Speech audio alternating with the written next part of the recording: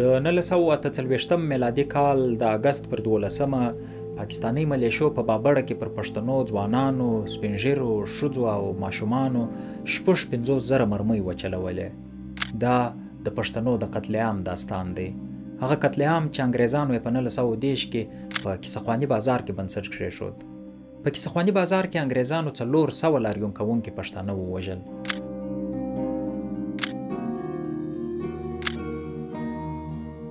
د کیسهخواني بازار کیسه به بل وخت پرېږدو، خو د انګریزانو تر وتلو وروسته په پښتونخوا کې د پښتنو وژنو نور هم زور واخیست او د پاکستان د رامنځته کېدو په لومړي کال یعنې 1948 کې د بابړې په میدان کې پاکستاني پوځ د پښتون وژنې نوی ماموریت پیل کړ چې د تیرو 80 کالو راهیسې په یو او بل ډول لا هم دوام لري.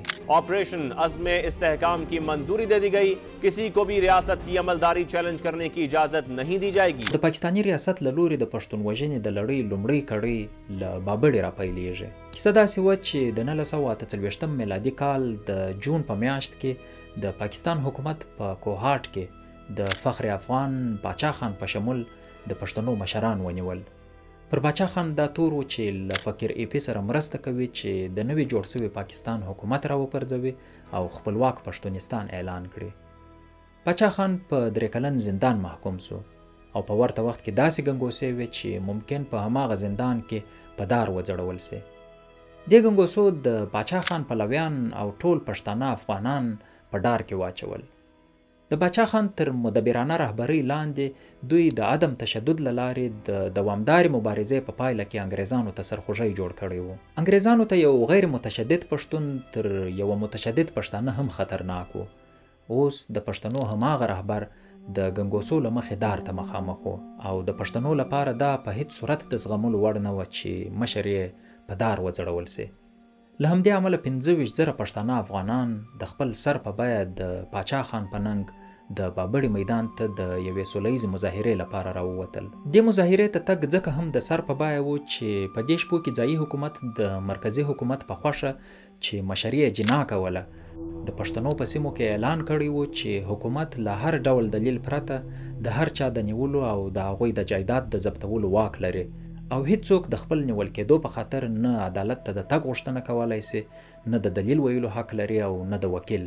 د 12 اګست په سهار پولیسو په لارو کې مظاهرو ته تلونکي ګڼ شمېر پښتانه افغانان په وهلو ډبولو په مظاهره کې له ګډون کولو راوګرځول. سیاسي او مدني فعال خادم حسین چې د هغې پیښې له عیني شاهدانو سره یې ګڼې مرکې کړي دي، د عیني شاهدانو له خولې وایي چې پولیسو دا خلک دومره وډبول چې حتی لاسونه او پښې ور ماتې کړې، خو بیا هم جوپې خلک د بابړې میدان ته ور روان ول. د عدم تشدد د لارې دغو خدایي خدمتګارانو ته خپلو مشرانو لارښوونه کړې وه چې په دې سوله ییز لاریون کې باید خالي لاسونه ګډون وکړي او وسلې خو څه چې حتی لرګي هم باید د مظاهرې میدان ته رانه. خو پاکستاني پولیسو، ملیشو او پوځ پر دې بې وسلې پښتنو له هره طرفه د مرمیو باران پیل کړ.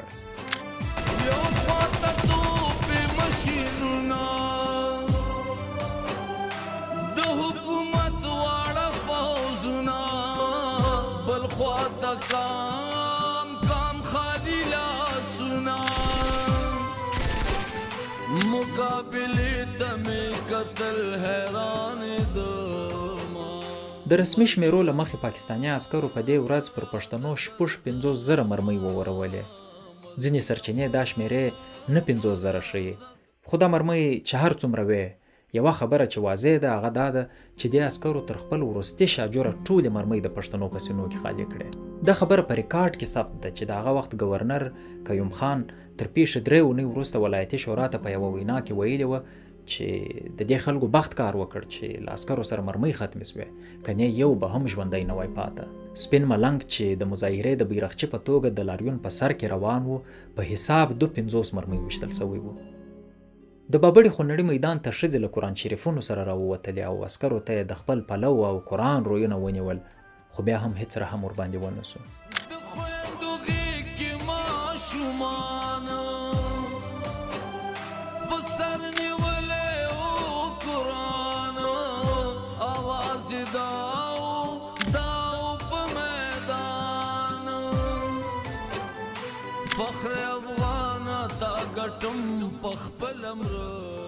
دې ښځو قرآن شریفونه پر سر ونیول چې ګوندې د اسلام په نوم د جوړ سوي مملکت عسکر به د قرآن په خاطر پر دوی هم ډزې ونه کړي. خو دې خلکو د پښتنو د وجود غوندې قرآنونه هم رغبیل کړل. په دې ښځو کې تاجو بیبي چې د باچا خان مژور او د ولی خان میرمن وه هم وویشتل سوه او څه موده وروسته په شهادت ورسېده. محمد طاهر چې هغه وخت ماشوم و او د بابړې خونړۍ ورځې په خپلو سترګو لیدلې ده، په یوه مرکه کې BBC ته وایي چې د بابړې په میدان کې یې خپله مور ولیده چې یبلې پښې او سرتور سر پر میدان ګرځېده او له خپل پوړنې څخه په ایستلو رشکیو یې د ټپیانو ټپونه او د مړو زنې تړلې. یا خدای مور مې څه شوله، بس ما هم کور خوښه پرېښود او خپې بله خپې او بسته مې وغورځوله، لاړم مغبارې ته مور پسې. مور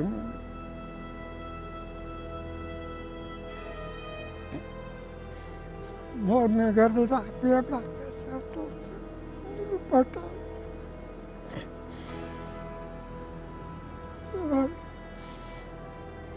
راته یې ولاړ شو د کوره په بکس کې څلور لوپټې پرتې وې د سیفونو، هغه ما له پمړ زه رالم او لوپټې ما وړلې او دې ریخانګې کړلې چې کوم شهیدان خپله زه نه تړل او چې کوم خپله پټۍ تړلې. په دې ورځ پاکستاني عسکرو 611 پښتانه ځوانان، سپین ږیرې ښځې او ماشومان ووژل او شاوخوا 1500 یې ټپیان کړل. ګڼ شمېر مړي او ټپیان یې سیند ته وغورځول. ځایي روغتونونو ته امر سوی و چې د ټپیانو درملنه ونه کړي او پرېږدي چې زکندن یې وشت سي. ډېر ټپیان په اوبو کې په ډوبولو ووژل سول. خو داسې ښکاري چې د پاکستان د حکومت زړه بیا هم سوړ نه و او په همدې شپه د بابړې او شاوخوا سیمو د خلکو په کورونو ورننوتل او د پښتنو سترمنې میرمنې یې بې ستره کړې او نران یې د ښځو په مخ کې بربنډ کړل. ښایي زړه ته مو ونه لوېږي. د پښتنو د کونډو اوښکې لا نه وې وچې، برو میندو لا د خپلو شهیدو لالیانو زنې نه وې تړلې، خوارو ورارو خویندو لا د خپلو ټپیانو ورونو زخمونه نه ول پټۍ کړي، سپین ږیري او ځوانان لا د قبرونو په کیندلو اخته ول. تر اوسه د پاتا او ویر ټغرونه لا نه ول هوار سوي چې د کورونو دروازو ته د پاکستان عسکر بیا ودرېدل او ورته وایي چې تاسې باید حکومت پاکستان ته تاوان ورکړئ. د څه شي تاوان؟ د هغه کارتوسو تاوان چې پر دې خلکو مصرف سوي دي. د هر مړي پر سر د هغه کورنۍ باید حکومت ته 50 روپۍ او د ټپي پر سر باید 100 روپۍ جریمه ورکړي. د ټپي جریمه ځکه ډېره وه چې د حکومت په وینا پر دې خلکو د حکومت مرمۍ هسې ابس ضایع سوې. پروفیسر ډاکټر سهیل خان چې د دې خلکو له کورنیو سره یې مرکې کړي دي وایي چې ځینو خلکو په یوه قبر کې شپږ مړي ښخول چې له جریمې ځان خلاص کړي او حکومت ته ووایي چې زموږ له کوره خو 6 نه بلکې یوه جنازه وتلې ده. ځکه حکومت د هر مړي پر سر پیسې غوښتې چې دې بېوزلو پښتنو یې د ادا کولو توان نه درلود. حکومت د دې خلکو د کورونو لوښي او لرګي ضبط کړل خو بیا هم د حکومت جریمه نه پوره کېده. بالاخره پاچا خان له زندانه خپله پلرنۍ مځکه خرڅه کړه چې د حکومت غاړه په ور وباسي. اوس شاید تاسې فکر کوئ چې دا پیښه ممکن د یوه قومندان، والي یا بل چارواکي په امر سوې وي او وروسته به هغه ته د دې جرم سزا ورکول سوې وي. خو داسې نه ده. تر نن ورځې پورې د دې پیښې رسمي او عدالتي پلټنه نه ده سوې. بله دا چې دا پیښه د یوه فرد تر واک لوی کار دی. دا د یو درست ریاست کار دی. له ټولو قراینو همدا خبره په خورا روښان ډول جوتیږي. ځکه د پاکستان تر رامنځته کېدو مخکې پر دې سیمه د یوې جمهوري او انتخاباتي پروسې په پایله کې پښتنو خپل حکومت کاوه. د سرحد یا اوسنۍ پښتونخوا والي د باچا خان مشر ورور ډاکټر عبدالجبار خان و. خو د پاکستان تر رامنځته کېدو فقط 8 ورځې وروسته یعنی د اګست پر 22 په غیر قانوني ډول د جنا په دستور د پښتنو حکومت ړنګ کړل سو. وروسته جنا په پښتونخوا کې داسې خلک حاکمان کړل چې د پښتنو د وینو تږي ول. بله دا چې دا خبره په تاریخ کې ثبت ده چې د پاکستان حکومت په دې پیښه کې لاس لرونکو عسکرو او افسرانو ته د سزا پر ځای میډالونه ورکړل. په لاهور او کراچي کې د بابړې د پیښې خورا تود هرکلی وسو او پر لوړه کچه چارواکو به ویل چې د دې پیښې په پایله کې د پښتونستان فتنه د تل لپاره له منځه ولاړه. پاکستاني تاریخ پوه زاهد چودھری د خپل کتاب پاکستان کې سیاسي تاریخ په 8م ټوک کې د پاکستاني ورځپاڼې نوای وخت د سرلیکنې یوه برخه خپره کړې ده چې په هغه کې د دې پیښې مبارکي ورکول سوې ده او په ډاډ ویل سوي دي چې ځایي چارواکي په په دې برخه کې د پاکستان د حکومت او شخصا جناح له ملاتړ څخه برخمن دي. په دې کتاب کې دا هم راغلی دی چې د لاهور ورځپاڼو د هغه وخت گورنر ته د پښتنو د ځپلو په خاطر د مرد آهن او شیر سرحد لقبونه ورکول.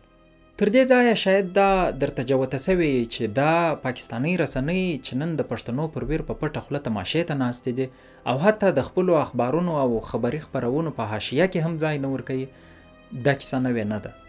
دا کیسه له هماغه اولې ورځې را روانه ده.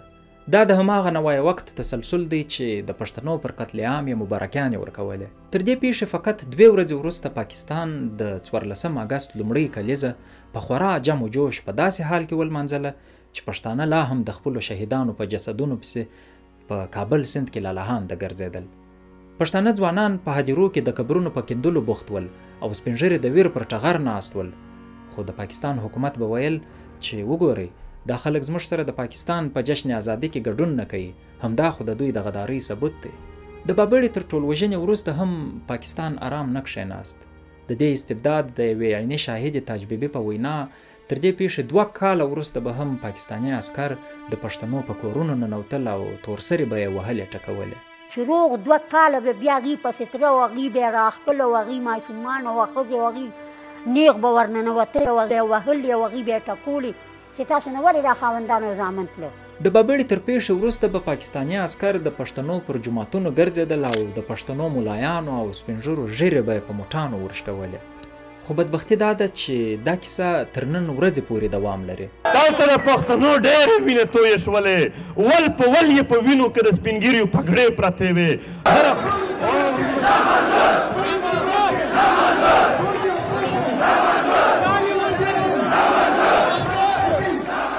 پښتونخوا کې د افغانانو د ټولوژنې پیل انګریزانو د 1910 میلادي کال د اپریل پر 23مه په کیسهخواني بازار کې د 400 پښتنو مظاهرچیانو په وژلو وکړ او وروسته یې د هماغه کال د مای پر 28مه د مردان په ټکر سیمه کې د 80 بې ګناه پښتنو په وژلو دوام ورکړ. راته وایه چې سبا کربلا کې شوي ما په ټکر او په بابړه تفسیر راوړې. خو د انګریزانو تر وتلو وروسته د پښتنو د وژلو چاره پاکستاني ریاست ته په میراث پاتې سوه او پاکستاني ریاست د دې میراث ساتنه پر ځان فرض عین ګرځولې ده. بلخوا په پښتونخوا کې میشت پښتانه افغانان نور خپلواکي خو پرېږده حتی علمي او اکاډمیک خپلواکي هم نه لري. د عبدالولي خان پوهنتون د پښتو څانګې مشر ډاکټر سهیل وایي چې پر دې پیښه د دوی د پوهنتون یوې محصلې ته د تحقیقي مقالې لیکلو اجازه هم ورنه کړل سوه. چې زما یو طالب علم سټوډنټ چې هغې په بابړه باندې امفل کول غوښتېدل او پوهنتون هغې له اجازه ورنه کړه. بله محصله د پوهنتون لخوا حتی دې ته نه پرېښودل سوه چې خپله تحقیقي مقاله د بابړې د پیښې قربانیانو او کورنیو ته ډالۍ کړي. دا نو هغه د ګل باچا الفت خبره ظالم مې هم وهي هم مې ژړا ته نه پرېږدي.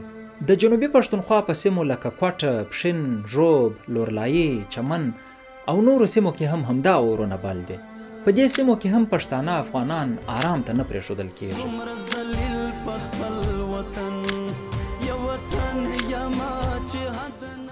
مولوي محمد خان شیراني څو ځله له مرګوني بریدونو ژوندی وتلی دی. مولانا محمد حنیف، ډاکټر عبدالصمد اڅکزی، جیلاني خان اکا، د جیلاني خان اکا زوی اسکر خان، اسد خان اڅکزی، خالقداد بابړ، د پښتنو د شهیدانو دا لیست خورا اوږد دی. لنډه دا چې پښتانه روښانفکران مهمه نه ده چې د کم سیاسي ګوند غړي دي یا د کومې سیاسي مفکورې خاوندان دي، فقط او فقط په دې خاطر هدف ګرځول کیږي چې پښتانه دي. دلته هره ورځ بابړه ده. بابړه د پښتني وجود هغه ټپ دی چې 80 کاله وروسته هم د پاکستاني ریاست له لوري هره ورځ مالګې پرشیندل کیږي. د بابړې تاریخ هره ورځ په نوې بڼه تکراریږي. که پرون په بابړه کې د پښتنو میندو او ماشومانو سینې د پاکستاني پوځ د مرمیو آماج وې، نن په خړ کمر، بنو او چمن کې پر تشلاسو پښتنو ځوانانو او ماشومانو د پاکستاني پوځ د مرمیو باران دی.